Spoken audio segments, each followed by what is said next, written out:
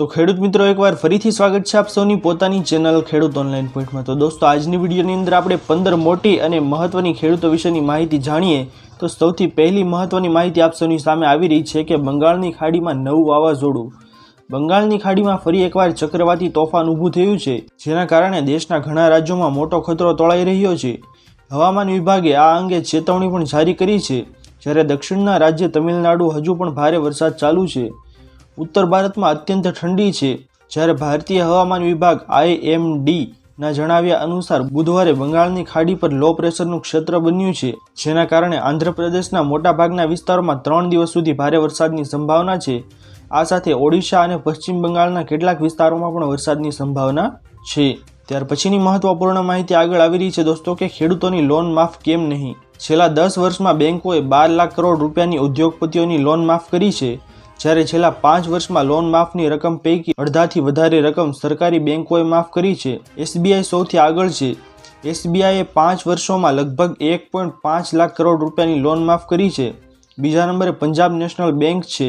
ખેડૂતોની લોન માફ કેમ થતી નથી તે હજી વિચારવા જેવો પોઈન્ટ છે, પરંતુ મોટા ઉદ્યોગપતિઓની લોન તો તરત માફ કરી દેવામાં આવે છે।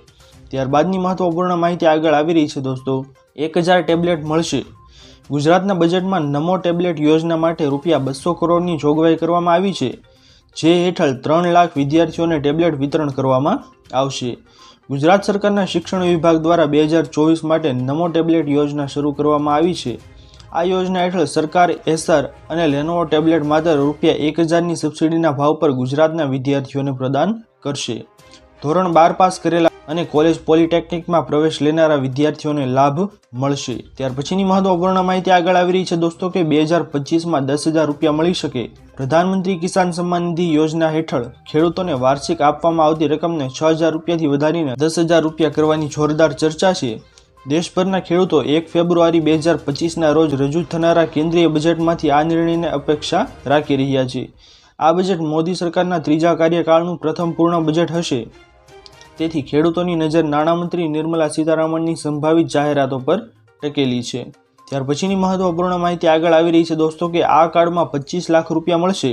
આયુષ્યમાન વયવંદના કાર્ડ માટે નોંધણી 29 ઓક્ટોબર 2024ના રોજ પ્રધાનમંત્રી દ્વારા લોન્ચ થયાના 2 મહિનાથી પણ ઓછા સમયમાં 25 લાખ પ્રભાવશાળી સીમા સુધી પહોંચી ગઈ છે, જે એક મહત્વપૂર્ણ લક્ષ્યાંક છે। આયુષ્યમાન વયવંદના કાર્ડની શરૂઆત થઈ ત્યારથી અત્યાર સુધીમાં રૂપિયા 40 કરોડથી વધુની કિંમતની સારવારોનો લાભ લેવામાં આવ્યો છે, જેમાં 70 વર્ષ કે તેથી વધુ વયના 22,000થી વધુ વરિષ્ઠ નાગરિકોને લાભ થયો છે।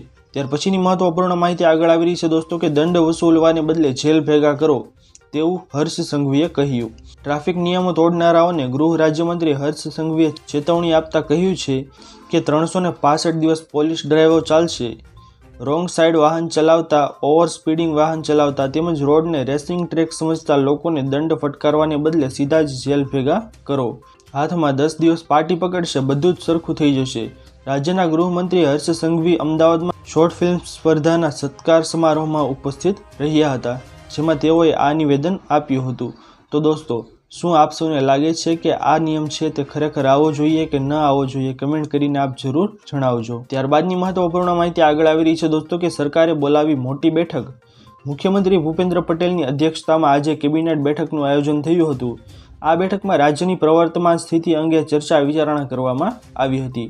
આજરોજ યોજાયેલી બેઠકમાં PMJAY યોજના હેઠળ આવનારી લેવાયા તમામ હોસ્પિટલ માટે નવી તૈયારીઓ કરવામાં આવી રહેલી SOPના અમલીકરણ અંગે ચર્ચા કરવામાં આવી હતી।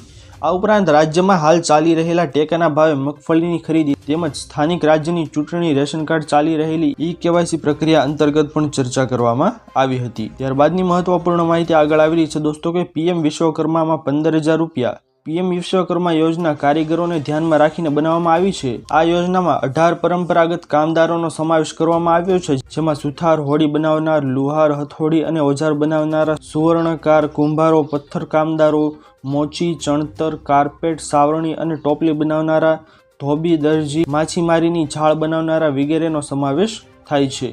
ત્યારબાદની મહત્વપૂર્ણ માહિતી આગળ આવી રહી છે દોસ્તો કે ATMમાંથી પૈસા ઉપાડતા પહેલા જોઈ લો આ મહત્વનો નવો નિયમ। ATMમાંથી કેશ ઉપાડવાના નિયમ બદલવા જઈ રહ્યા છે।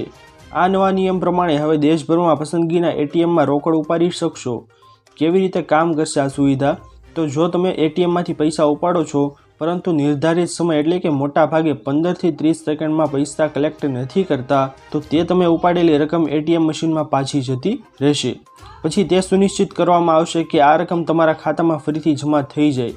આ પગલું ગ્રાહકોની સુરક્ષા અને છેતરપિંડી રોકવા માટે લેવામાં આવ્યું છે, તેમજ સાથે સાથે બેંકોને એટીએમ મશીનને અપગ્રેડ કરવામાં પણ કહેવામાં આવ્યું છે।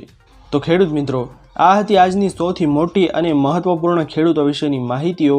આશા કરું છું દોસ્તો કે આપ સૌને આ મહત્વપૂર્ણ માહિતી પસંદ આવી હશે। જો પસંદ આવી હોય તો વિડીયોને લાઇક કરવાનું ભૂલતા નહીં। ચેનલ પર નવા આવ્યા હો તો અમારી ચેનલ ખેડૂત ઓનલાઈન પોઈન્ટને સબસ્ક્રાઇબ કરી અને બાજુમાં આપેલા બેલ આઇકનને પણ પ્રેસ કરી દેજો, જેના લીધે આવી જ મહત્વપૂર્ણ માહિતી આપ સૌને આ ચેનલના માધ્યમથી મળતી રહે। તો દોસ્તો મળીએ હવે પછીના વિડીયોમાં, ત્યાર સુધી જય હિન્દ અને વંદે માતરમ।